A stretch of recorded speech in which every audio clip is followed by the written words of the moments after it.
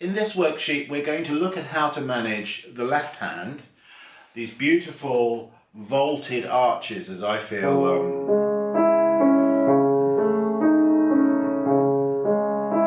so much more than an accompaniment, I think you'd agree. Absolutely part of the soundscape here. They do pose a little bit of a problem. One is physical, how are we going to manage the supposed stretches. The trick is we're not going to stretch at all. We're going to feel that we are mobilized across the keyboard using a central pivot, the third finger. Now, let me just show you that first of all. I'm going to hold down my third finger and I'm going to just swing from side to side. Do you see how that works? No stretching.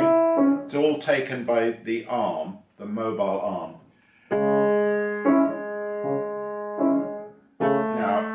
Be able to manage that stretch 5 to 3 here, but if you can, go ahead and use that exercise. I show you this in the worksheet. Let me just demonstrate it now as I have it, which is holding down 3 and 5 and moving 5 to 1, and you can apply that to all of the chords in this nocturne.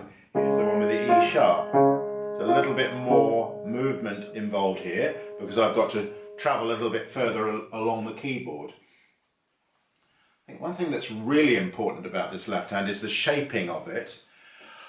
If you were to imagine it on the cello or to sing it, you'd probably want to feel that you were making a small crescendo through to the top note. And the top note was the strongest.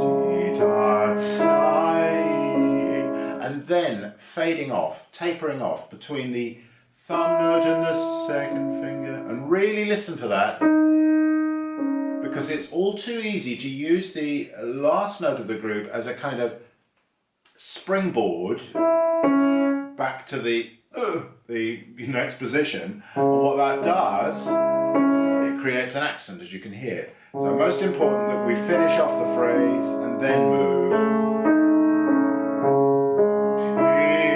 So I'm hearing tiddle, tiddle, tiddle, like a kind of sigh.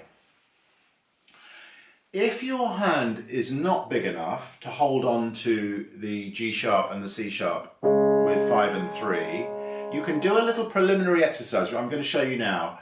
So find an interval that you can hold. Let's assume that you can hold the F sharp and the C sharp. And just go backwards and forwards with your thumb to 5.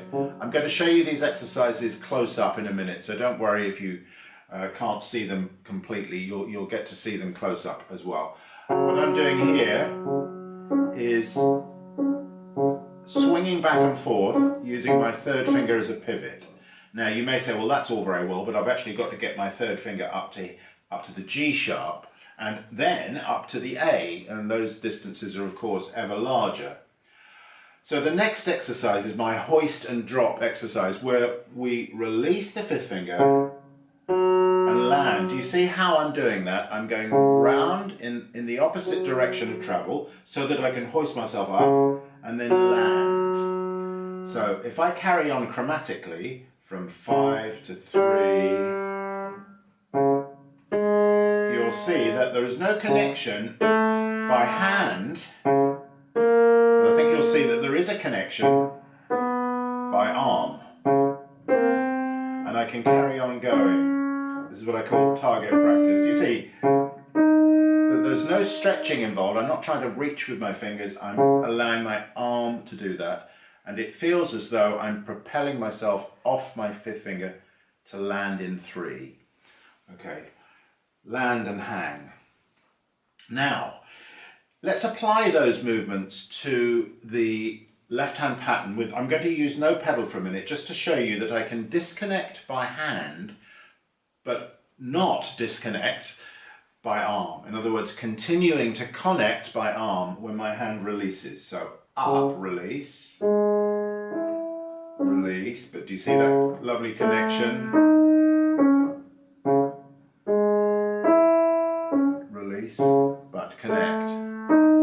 So it's really important to know that The arm is actually steering the hand across the keyboard. We join where we can by hand, because that helps us feel good at the keyboard. It helps us feel the connections and also helps us to make musical connections, so we get the line very clear.